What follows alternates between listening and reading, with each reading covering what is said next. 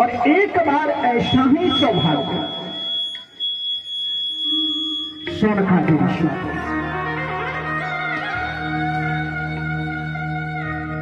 देखो समग्र पुराणों के आचार्य व्यास जी महाराज,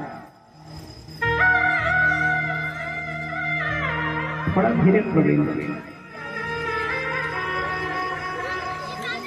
जितने भी आए पुराण हैं उसके आचार्य कौन है? व्यास जी महाराज। हमारे सनातन धर्म के 3 पीठ हैं। पहला आचार्य पीठ, जीवन में उतारने योग्य बात, जीवन में धारण करने योग्य। हमारे सनातन धर्म में 3 पीठ है। पीठ का तात्पर्य होता है एक ऐसा आसन जहां हमारा संपूर्ण अस्तित्व विराजमान, जहां से कुछ निकलता हो, जहां से हमें कुछ प्राप्त होता।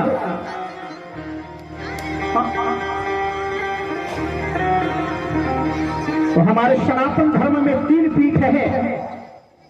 पहला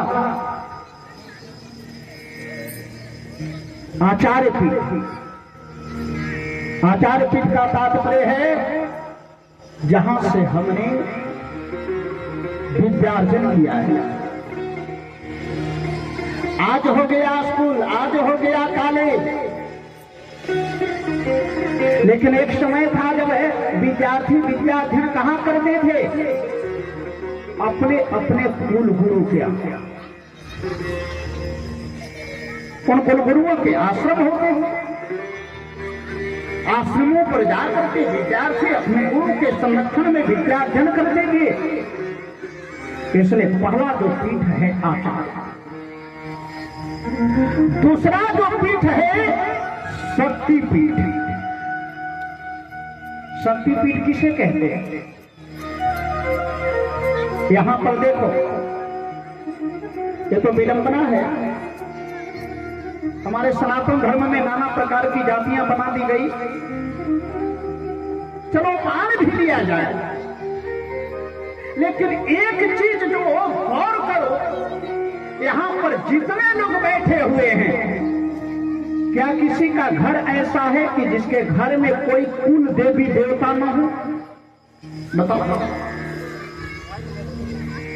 कोई घर, कोई, चाहे जो जिस जाति का हो, वो गांव की देवी मां अलग है, शिवालय अलग है, पंचमुखी हनुमान मंदिर अलग है। ये सब तो ग्राम देवी देवता हैं जिसे हमने बनाया है। अपने अपने घर की बात मैं कहता हूं। क्या किसी का घर ऐसा है जिसके घर में कोई कुल परंपरा से चली आ रही देवी देवता न हो? सबके घर में कोई ना कोई देवी देवता है, जहां से हमें शक्ति प्राप्त होती है, जिनकी हम पूजा करते हैं, प्रार्थना करते हैं कि हे प्रभु, हे कुल देवी, हे कुल देवता, हमारे परिवार को, हमारे वंश को आप ठीक ढंग से देखिए, जिसे हम शक्ति पीठ कहते हैं। और तीसरा जो पीठ है, जो सबसे बड़ा पीठ है, व्यास। ये जो पीठ कहा जा रहा है, जिस आसन पर विराजमान होकर के कोई विद्वान, कोई आचार्य, कोई संत भगवान का गुणानुवाद कर रहा है, इस पीठ का नाम है व्यास।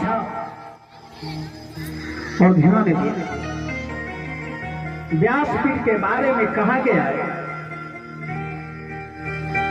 कि व्यास पीठ पर चाहे कोई भी व्यक्ति निजी जीवन में कुछ भी क्यों न हो,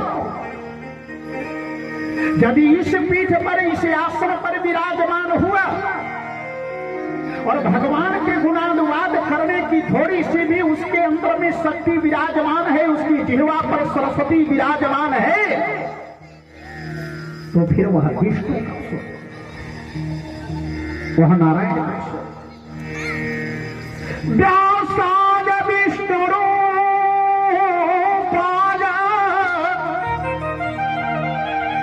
व्यास विष्णु स्वरूपिणे।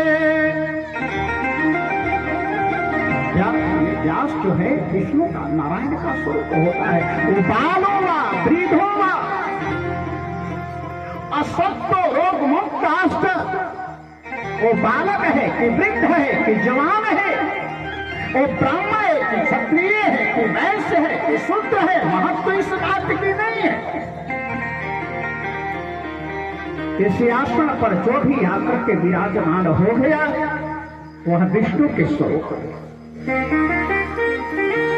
ये व्यासपीठ है और व्यासपीठ इसलिए है कि सारे पुराणों की रचना व्यास जी महाराज ने की। व्यास जी महाराज ने 18 पुराण की रचना की और 18 पुराण 2 अक्षर, मां अक्षर से 2 पुराण है, मार्कंडे और मत्स्य। भाक्षर से 2 पुराण हैं, भागवत और भविष्य। वो अक्षर से 3 पुराण हैं, वामन पुराण, वायु पुराण और वाराह पुराण। तो माक्षर से 2, भाक्षर से 2, 4 और 3 ये 4 3 7। बाक्षर से 4 पुराण हैं, ब्रह्म पुराण, ब्रह्मांड पुराण, वशिष्ठ पुराण और ब्रह्मवैवर्त पुराण। तो 7 4 11। अक्षर से 1 पुराण है, अग्नि पुराण 12। नाक्षर से 1 पुराण है, नारद पुराण 13 है। पाक्षर से 1 पुराण, पद्म पुराण 14 है। सी अक्षर से 1 पुराण, शिव पुराण 15 है। गाक्षर से 1 पुराण, गरुड़ पुराण 16 है। कु अक्षर से 1 पुराण, पूर्व पुराण 17 है। और साक्षर से 1 पुराण, स्कंद पुराण 18। माद्वयम भाद्वयम चैव वत्रयम वचतुष्टयम अनापलिंग पुष्कानि पुराणानि पृथक पृथक। ये 18 पुराण है और 18 पुराण के रचयिता व्यास जी महाराज, इसलिए इस पीठ का नाम व्यास पीठ है। लेकिन ध्यान, व्यास जी महाराज ने पुराण का निर्माण तो कर दिया, लेकिन कभी व्यासपीठ पर बैठ करके उन्होंने कथा नहीं कही।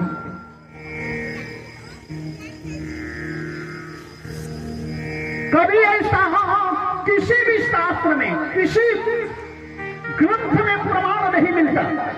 अब जरा विचार करो, जो अपने जीवन में कभी व्यासपीठ पर बैठा नहीं और ऐसे व्यक्ति के नाम पर हमने इस पीठ का नाम रख दिया व्यासपीठ, बड़ा अद्भुत नहीं लगता है? अरे भाई, यदि इसका नाम व्यासपीठ है तो कभी तो व्यास जी महाराज को इस पर बैठ करके कथा करनी चाहिए थी। चलो, कथा किया है, इसलिए उनके नाम पर इसका नाम रख दिया व्यासपीठ। लेकिन इन 18 पुराणों में कभी ऐसी चर्चा नहीं मिलती कि कभी व्यास जी महाराज ने इस आसन पर बैठ करके कथा नहीं कही हो। अच्छा, एक बात बताओ, कोई आदमी भीख मांग कर खूब परिश्रम करे, कोई मंदिर बना, जैसे यहां भी बना है, अयोध्या में भी बना है। हाँ, कोई आदमी दिन रात याचना करके, इनसे उनसे मांग करके और मंदिर बनाए, और मंदिर बनाते बनाते बिल्डिंग बनाते बनाते अचानक को गुजर जाए।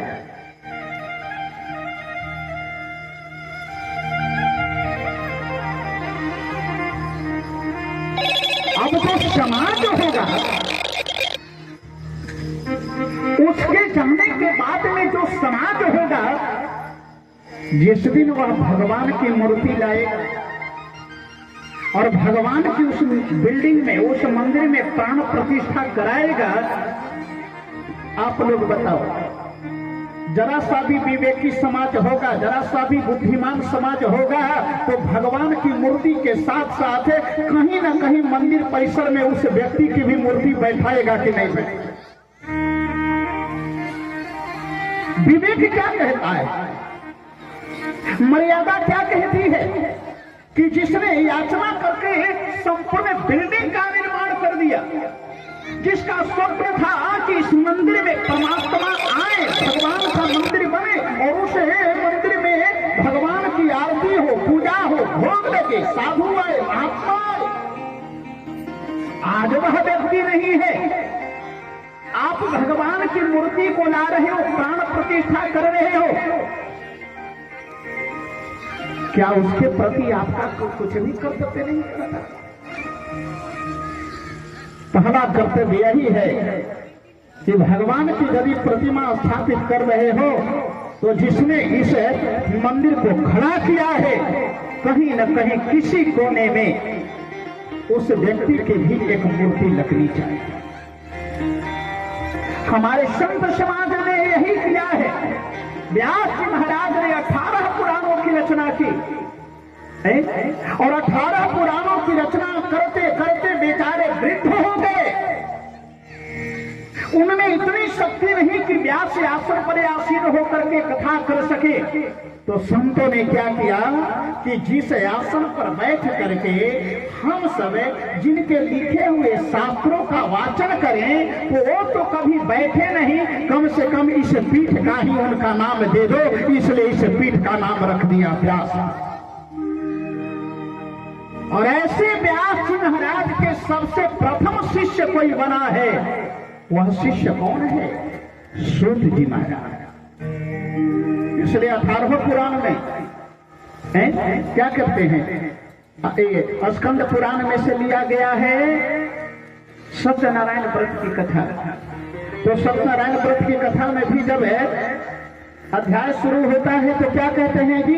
सूतवाच कहते हैं कि नहीं कहते? सबसे पहला जो वक्त है, सबसे पहला जो वर्ड है सत्यनारायण भगवान की कथा में सूतवाच। पुराण में जितने पुराण आप पढ़ो, सारे पुराणों में पहला प्रश्न करना है शौनक जी महाराज। ये शौनक जी महाराज जिज्ञासु हैं। ये व्यासपीठ की परंपरा है, मर्यादा है। जैसे अपने राम जी व्यासपीठ पर आए तो व्यासपीठ पर आने से पहले परंपरागत ये मंगल कार्य है, ये प्रवचन नहीं है, एक प्रकार से यज्ञ है। और यज्ञ जब भी होता है तो उसका स्वरूप मांगल्य होना चाहिए। इसलिए शपथ में उन्होंने व्यासपीठ की पूजा की, आरती किया और आरती करने के उपरांत में कथा प्रारंभ है। एक जिज्ञासु का कर्तव्य निर्वहन है कि जब तक जिज्ञासु ना हो, जब तक प्रश्नकर्ता ना हो, कोई प्रश्न ही नहीं करेगा तो आप उत्तर कैसे दोगे? भाई आप यहाँ पंचमुखी हनुमान मंदिर से चलो पुल की तरफ और बिना कोई पूछे, किसी ने आपसे पूछा नहीं है और बिना मतलब के आप बकना शुरू करो। हाँ, तो हनुमान जी महाराज ने समुद्र के इस पार से छलांग लगाया, मार्ग में जो है सुरसा मिली, उसके मुख में जाकर के प्रवेश कर लिया। इधर उधर देखते हुए बकते जाओ, लोग कहेंगे ये पागल।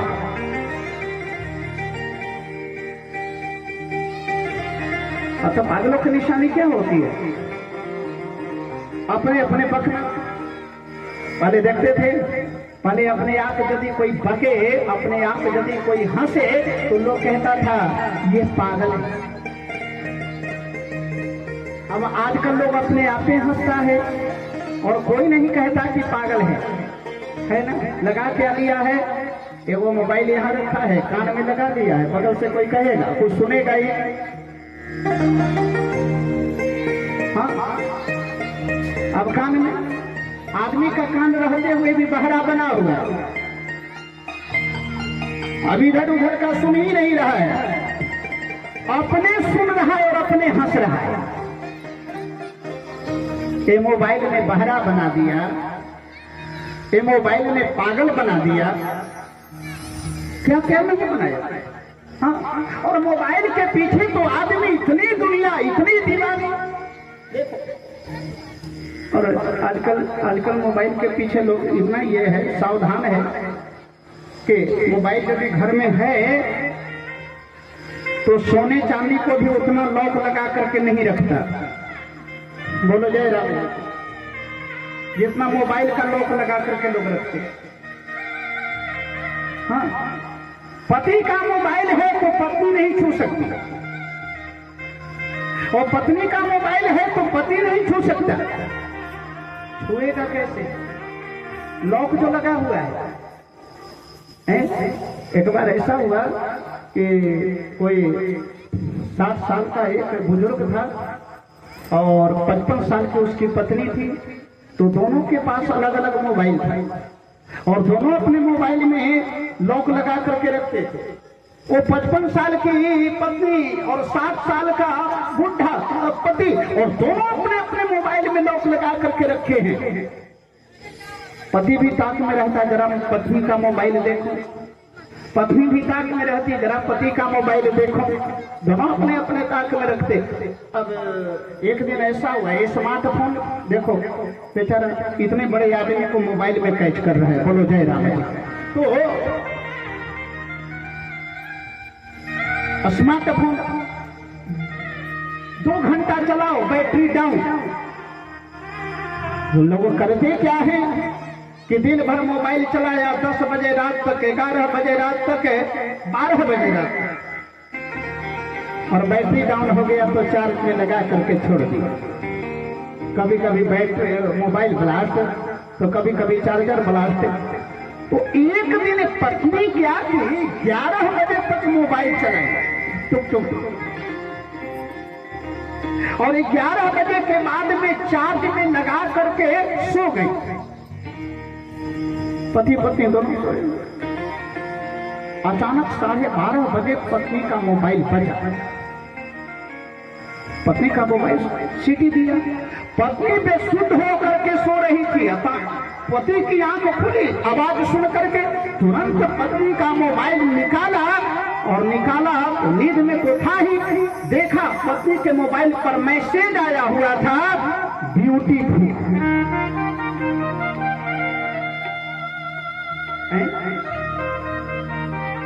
तुरंत पत्नी को झकझोर करके जगाया, जगो, तुम कितने दिनों से मुझे धोखा दे रही हो? ये 12:30 बजे रात को तुमको ब्यूटीफुल का मैसेज कौन भेजा है? इतना बड़ा छल, इतना बड़ा धोखा। अब पत्नी भी आश्चर्यचकित हुई, हे भगवान, 25 साल की होती, 30 साल की होती, 35 साल की होती, और तब कोई ब्यूटीफुल का मैसेज भेजता तो बात भी समझ में आ रही थी।